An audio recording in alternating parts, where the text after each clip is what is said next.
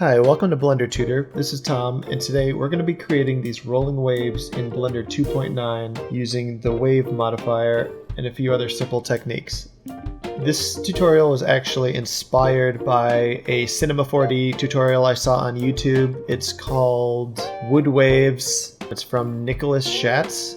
I'm going to have his link to that tutorial in the description below. I just wanted to give recognition to him because he was the reason I wanted to attempt this in Blender. So go check out his channel. He's got a lot of cool stuff on there. Let's get started.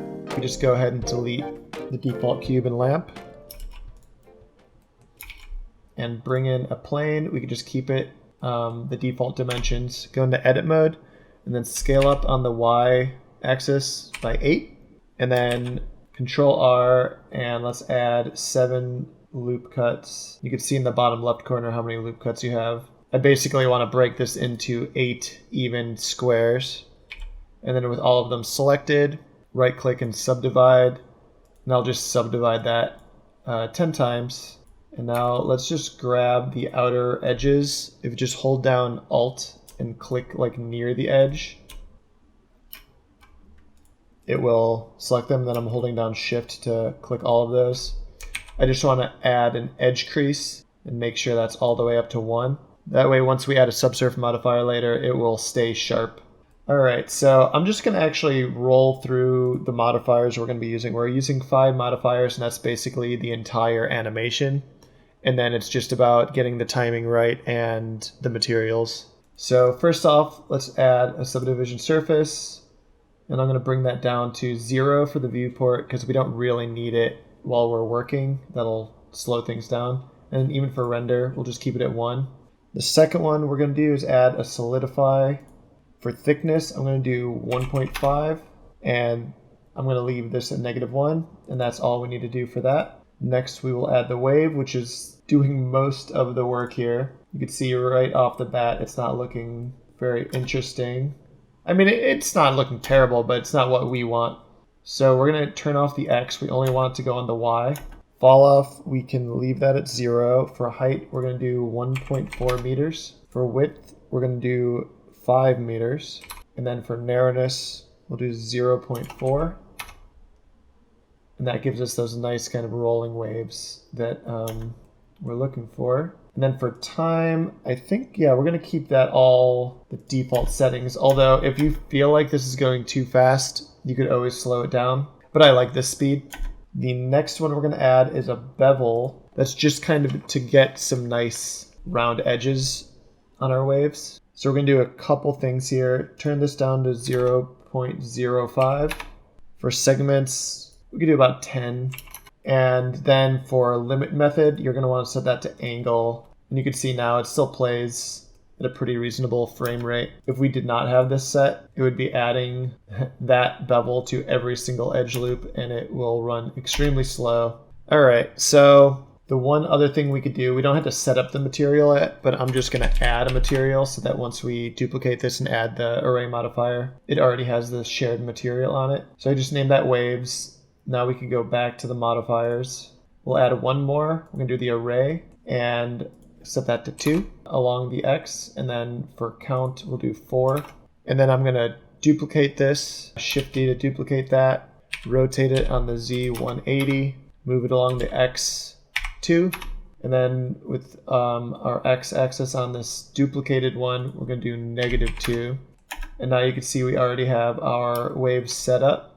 And we could really quick position our camera just to get an idea of the angle and everything. I'm going to set this to more of a square image. And as you know, I like my orthographic view, so I'm going to do that. Raise it on the Z a little bit. And I'm just going to angle this till I think it looks pretty nice. And if we want, we could kind of get more in the image if we want. But I'll leave that up to you in terms of framing. All right, so let's work on that material now. Before we do that, actually, let's just add in some lighting. I just like using the HDRI. This one is from HDRI Haven. I like using this one. I think it's just called, yeah, Sunset in the Chalk Quarry. It's got kind of a blue and orange tone to it. And I'm going to go ahead and in shading, go under rendered view, under world, I'll click on that. You can hit Control T. You'll need the Node Wrangler add-on turned on for that to work. And then I just kind of want to, since my camera's right here, I want the sunset coming from over here. So I'm just going to rotate this on the Z until I have it roughly in the spot I want. And that's kind of what I was looking for. So now that we have that set up, let's go back to Object, click on one of these. Since they're all sharing the same material, we only have to create it once. So you could hit Control T again. Let's just give ourselves a little space and get rid of this image texture. I'm going to add in 2 Musgrave texture nodes. So really just add in 1 and then you can duplicate it. So plug that into there. I'm also going to, for texture coordinate, I'm going to do object instead of UV. And then from here, we could plug that into this vector. And then we're also going to need a color ramp. Plug that into there and then that into there. If you hit Control Shift and then click on the color ramp, it'll show this as a shadeless material. So we're just going to change a couple things on this first Musgrave texture. Change this to 2D. You don't have to, but I like this kind of look of like the hard lines on the edges. If you want it to be 3D, it also kind of gives a weird look. That's part of the reason I do the 2D is the texture does not stay along the surface. So if we add that to 2D, it stays in place along the object itself. And I'm going to scale that down to 1. I want it to be a lot bigger. And then for this second one, we're going to make this a 4D texture. And that gives us this extra slider here, the W slider, which we could animate a long time to change it. For scale on this one, I'm going to do 3. And then for our color ramp, I'm going to actually invert these. I want white to be on the left, so you can just flip color ramp. And for this, you could grab the black in this position. Let's just type in 0.012. I want it to be pretty harsh. And we can just watch that real quick and in the camera view. Pretty happy with that scale. And then we could just change that to any blue color you want. It's nothing exact, although you could always use Adobe Color or gradients.ui to get some ideas for some colors. Okay, so now let's just go back to the actual shaded view. Make sure the principled is plugged into the surface here. So for specular, we could keep that as is. For roughness, I'm going to change that to 0.25. I just want a little bit of specular highlights on this. And the last thing we're going to do is we could duplicate the color ramp, and I want to have some bump to this. So add a vector bump node, go into height and plug the bump into normal. And I'm just going to change this blue to black, and we'll change the strength down to 0.5. Also, let's click on these real quick and shade smooth for both. You'll need to do that on the first 2. Since everything else is created using the array modifier, you just need those first 2. Make sure your Musgrave texture is plugged into your black and white color ramp for the bump to actually work. That is looking better now. So the last thing we need to do, let's add in a timeline real quick. I've done the math. If you keep the default timing on the wave modifier, you just need to set the endpoint to 120 on the timeline and it will perfectly loop.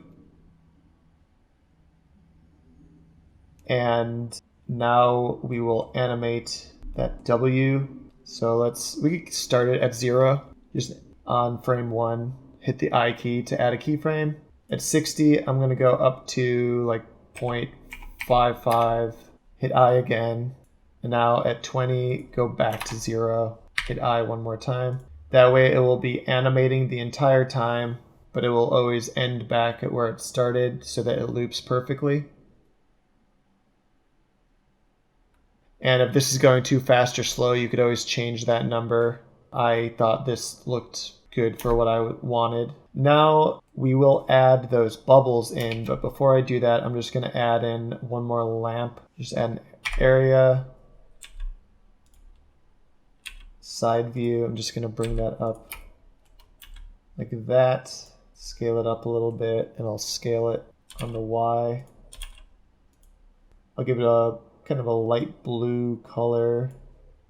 and I'll bring that up to 200, maybe even higher than that. And you also might need to play with the position of that lamp and maybe even bring it a little closer. And I might actually scale that down a little bit, just so it's a harsher light. There we go. I'm getting some nice reflections off of that now. And you can even rotate that. If we change the pivot point to the 3D cursor, rotate that on the Z, there we go. You could kind of adjust it in the camera view. Yeah, I like that.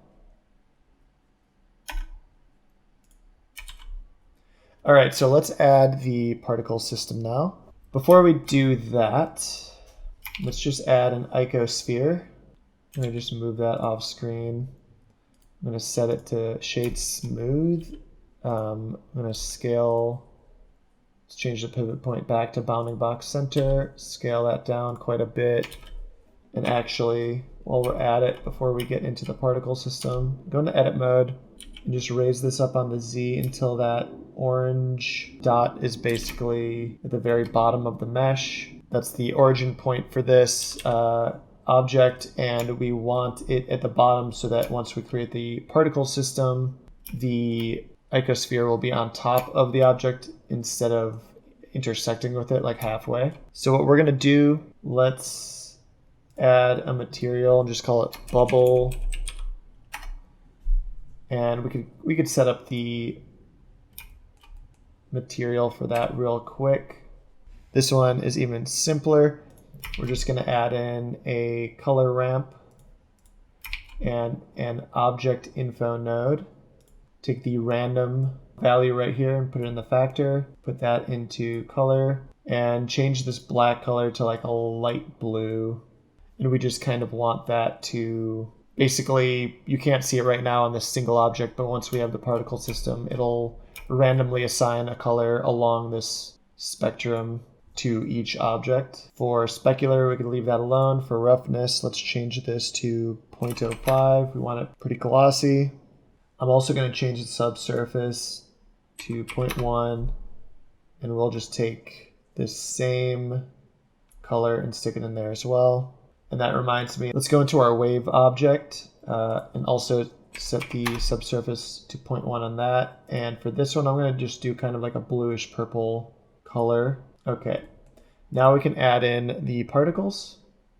I'm going to select my very leftmost wave object, duplicate that.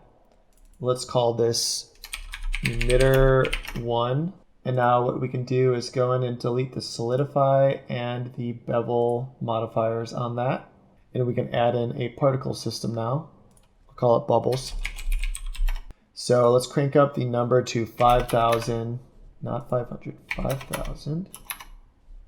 We want the start frame to actually be -10, the end frame to be, that could be 110. And it's, for some reason, showing up all the way over here. By default, select source and then go down to use modifier stack, and they'll spread them along all of the wave objects on this array lineup. We're going to have to do this the same for the duplicate right here. For lifetime, it should only be about 15. And then for distribution, I usually do random, turn off even distribution. For physics, you're going to want to turn off physics. We just want the particles to stick to the surface. For render, change this from halo to object, and then our object will be the icosphere. You can see them, but they're extremely tiny. So let's crank this up to like 0.55, maybe 0.5. And then we could even take our original one and scale that down a little bit. Go back to our particle system, and I will change the scale randomness to 0.6. And we could play with the seed value a little bit. Just they all look fine, I think, but just to mess around with that. Let's turn off show emitter under render, and under the viewport, turn off show emitter. So now we're only going to be seeing our bubbles. And now let's look at that in rendered view. So by default, they actually are intersecting. We're going to have to change one more thing. In the particle system, go to rotation. turn it on, and under orientation axis, do object X, and that will bump it up. And now we kind of got these bubbles just appearing over time. If these are looking too big, you can always scale that first object down a little bit more. Okay, so now we will just do the same thing for the second object. So just duplicate it, make sure to rename it to emitter2, and then turn off those the solidify and the bubble modifiers on that. Go to object, or go to the particles tab, hit the plus sign, and then we can just change this to bubbles again. And it still makes you turn off show emitter, but all the other settings will be the same. So just make sure you turn off show emitter for render and viewport. And if we want, you could hit this 2 to make it its own particle system. And we could just adjust the seed on this one also, just so we definitely know it's different. And there we go. We now have our particles, materials, animation all set up. The last thing I'm going to do, for one, I could see this is kind of overlapping, so I'm going to move this camera along the X a little and along the Y a little bit. Cool. And now I'm just going to turn on depth of field. Under viewport display, turn on limits. You could kind of look at the side angle, change that focal distance till it gets closer to the actual waves. And I already know this is gonna have to go down to like at least like 0.2. Even at 0.2, it's barely any depth of field. So let's do 0.1. Let's do 0.05. It's getting there, but even then, maybe like 0.025. There we go. So let's turn on a couple other settings in the render tab. Let's turn on ambient occlusion to get a little separation between our objects. Might crank that up to 1. Under screen space reflections, let's turn that on. Just, you can see right there, you're getting a little bit of reflection now, which looks nice. I'm going to turn on refraction and turn a half res trace off. I'll turn on motion blur, leave it at the default. Shadows, we can turn on high bit depth. And then color management, let's turn look up to high contrast. One last note, before I render this out, you could always turn on bloom as well. It's a pretty subtle effect here, but it looks pretty nice, so might as well turn that on. You can adjust those settings to your liking. So I'm going to render this out now, and I'll be right back. All right, and here is our final result. I think that's looking pretty good. All I did after I rendered it out was I added a little bit of contrast and a vignette, but other than that, this is straight out of Blender. If you enjoyed this tutorial, give it a thumbs up and subscribe if you want to see more Mograph tutorials in Blender. And if you're interested in checking out the project file for this one, you can download that on my Patreon, link below.